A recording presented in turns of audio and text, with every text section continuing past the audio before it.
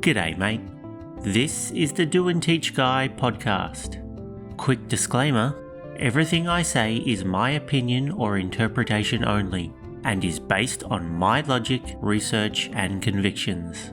All scriptures are read from the New King James Version. So veg out and let's give it a bash.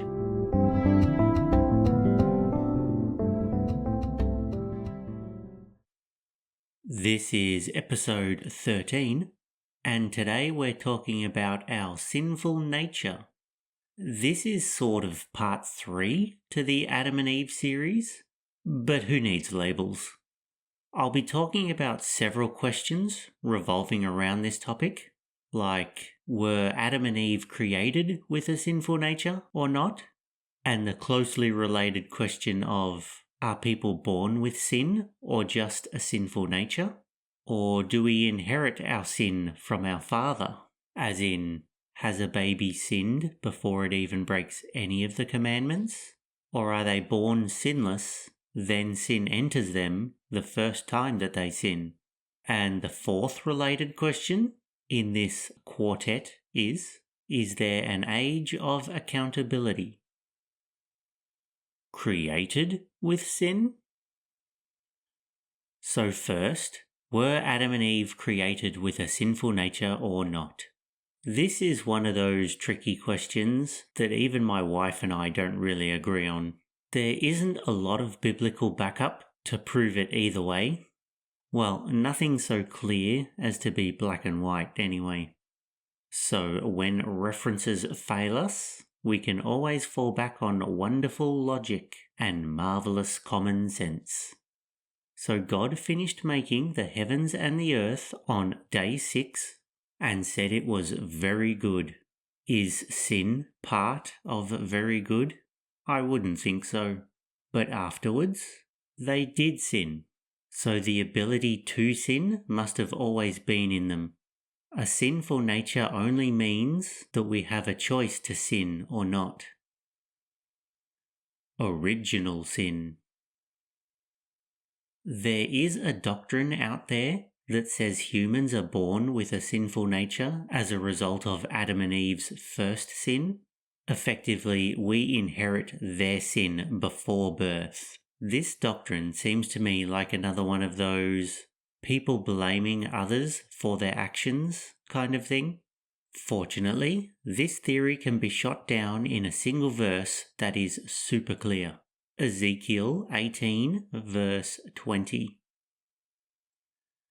The soul who sins shall die. The son shall not bear the guilt of the father, nor the father bear the guilt of the son. The righteousness of the righteous shall be upon himself, and the wickedness of the wicked shall be upon himself. There are other less clear support verses than this, but I don't want to spend too much time on it. Side note, since we're in Ezekiel 18, if you read on to the next few verses, there's a banger of an Old Testament verse that sums up the gospel short and sweet. Ezekiel 18 verses 21 to 22.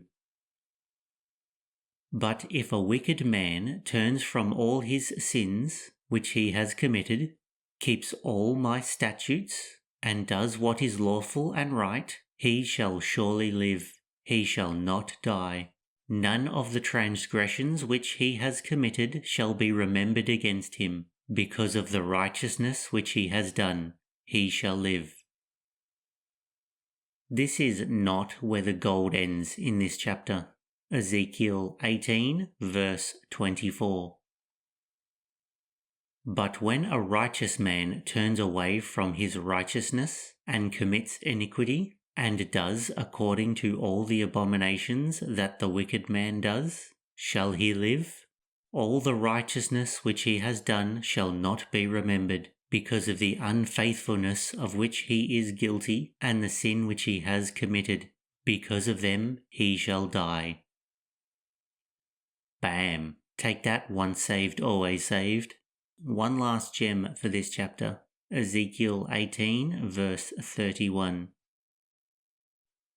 Cast away from you all the transgressions which you have committed, and get yourselves a new heart and a new spirit. For why should you die, O house of Israel? This is bang on what the new covenant is all about. Anyway, back to the topic.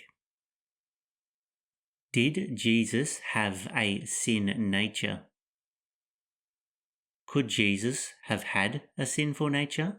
Clearly, he was not born with sin, nor did he at any point sin himself. That's not to say that he had no sin in his life, since all of mankind's sin was dumped on him all at once, technically making him the biggest sinner.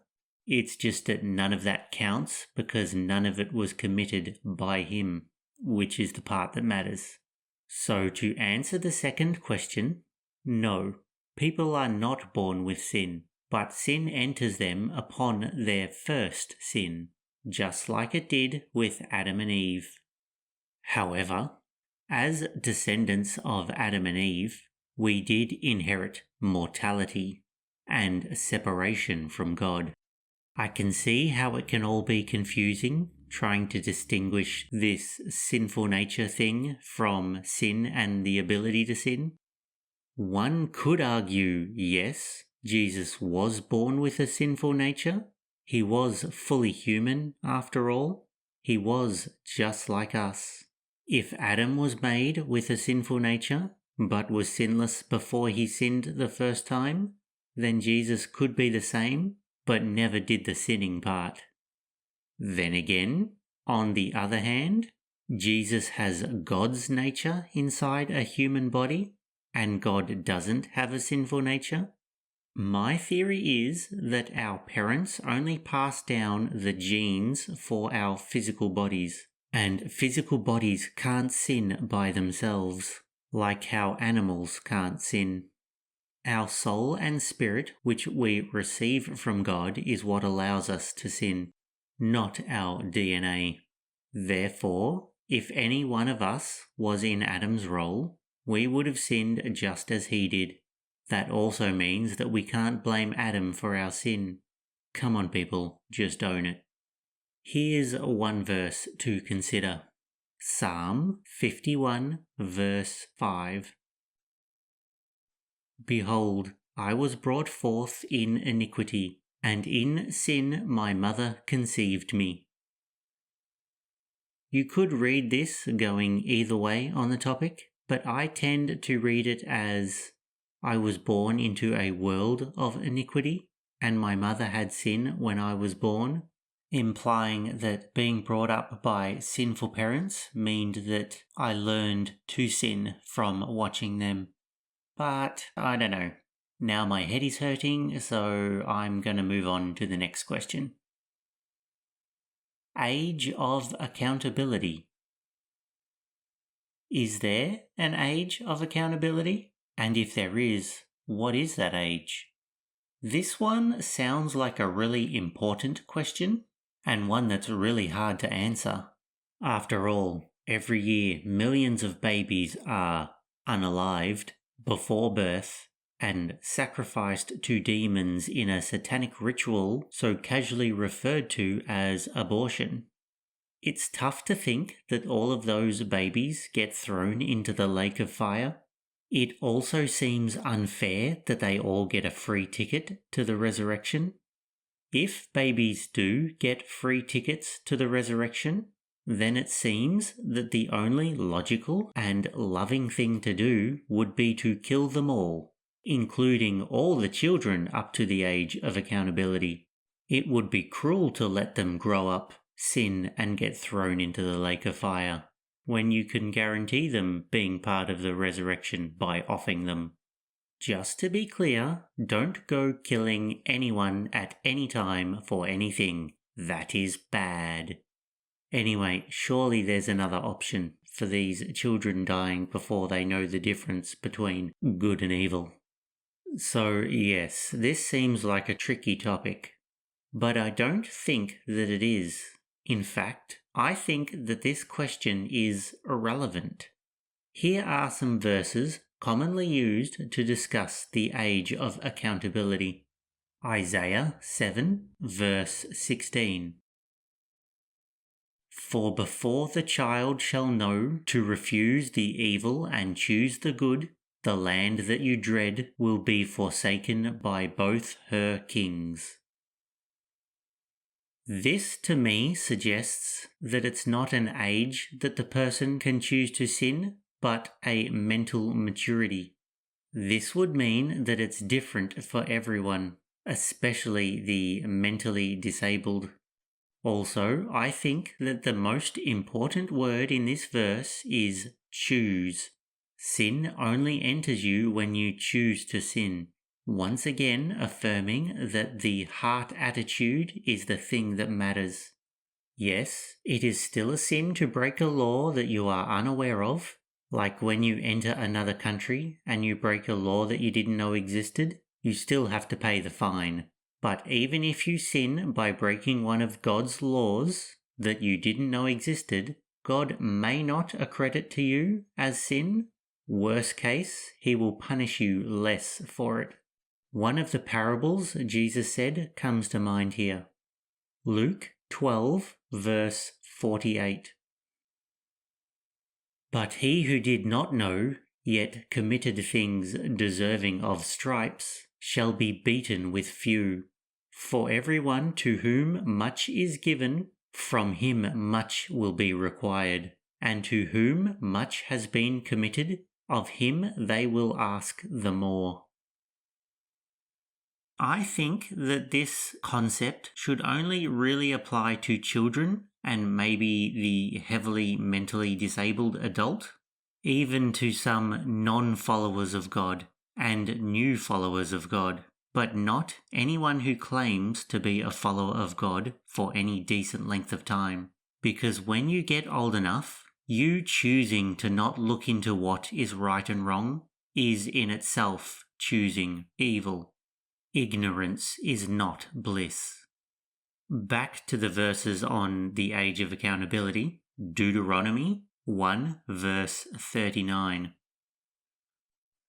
Moreover, your little ones and your children, who you say will be victims, who today have no knowledge of good and evil, they shall go in there. To them I will give it, and they shall possess it. This shows again that you are only held accountable for your actions when you know what is evil, not an age, but a mental capacity. The same applied to Adam. Before he ate from the tree of the knowledge of good and evil, he didn't know what good and evil was, just like a baby or a young child. Next, Romans 9 verses 11 to 13. For the children not yet being born, nor having done any good or evil, that the purpose of God according to election might stand, not of works, but of him who calls. It was said to her, the older shall serve the younger. As it is written, Jacob I have loved, but Esau I have hated. This is the verse that makes the whole argument irrelevant. And that is that God knows the heart of a person from outside of time, like how he loved one unborn child, but loved the other unborn kid less. Which, by the way, is what the Bible means when it uses the word hate. We use it differently these days. He knows who will turn to him and who won't, even if they don't get the chance to live and grow up and display their heart attitude towards God and his commandments. So, to sum up, yes, it's all about your heart attitude towards God and his commandments and turning away from your sin, but God knows your heart before you get a chance to show that, and this is what determines whether you're thrown into the lake of fire or not. Predestination. The verse I read before introduces a new hotly debated question of election and predestination. But once again, there is an easy answer.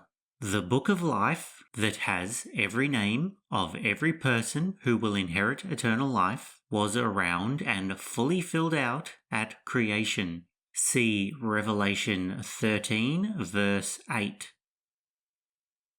All who dwell on the earth will worship him, whose names have not been written in the book of life of the Lamb slain from the foundation of the world. And Revelation 17, verse 8. The beast that you saw was, and is not, and will ascend out of the bottomless pit and go to perdition.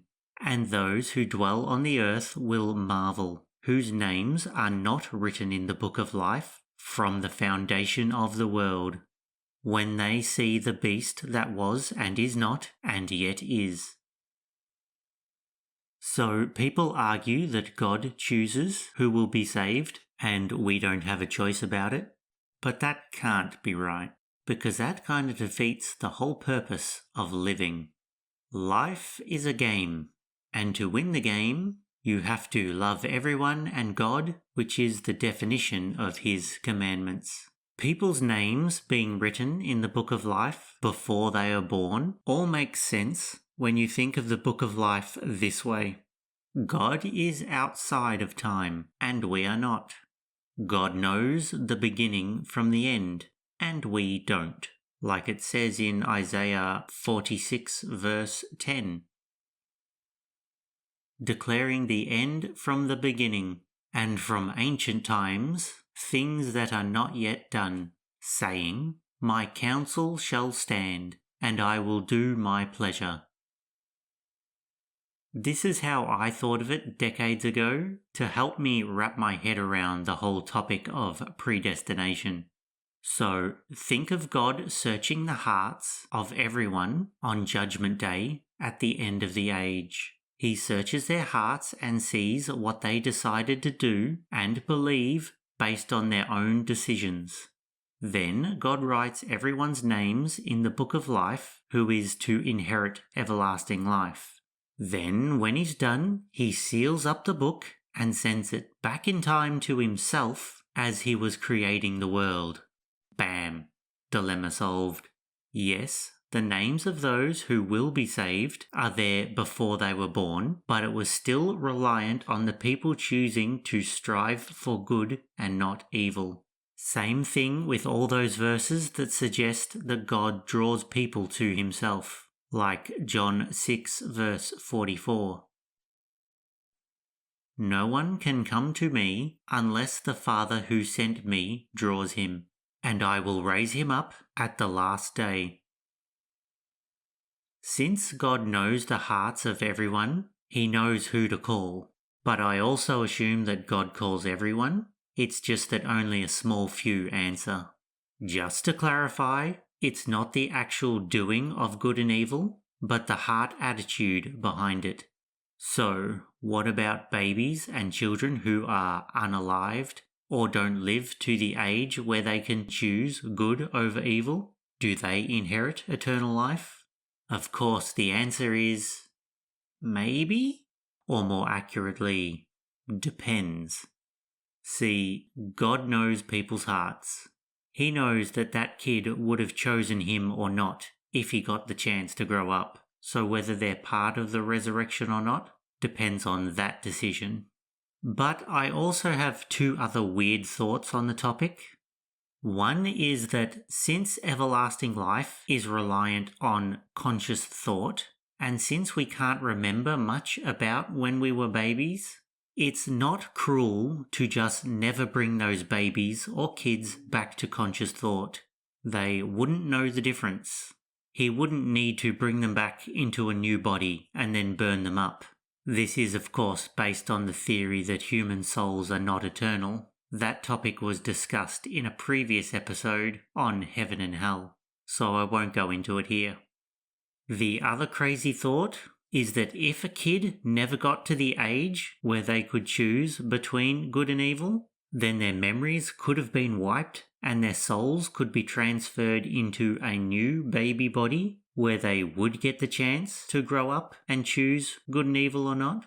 but this theory borders on reincarnation, which goes against the verse in Hebrews 9 verse 27. And as it is appointed for men to die once, but after this the judgment. But then you could argue that it does say men, not kids, but that's clutching at straws a bit. Conclusion. I probably haven't answered any of your questions and just confused you even more, but as a summary, you don't get ancestral sin. You are created with the ability to sin, but have no sin until you sin, and there is no age of accountability, only what your heart attitude towards God would have been if you grew up to make the choice. Yeah, I'm confused too. Anyway, I hope some of these ideas have got you thinking.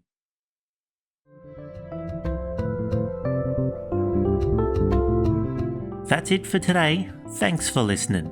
I pray that your faith grows, but more importantly, that it's shown through your life and your actions. Catch ya.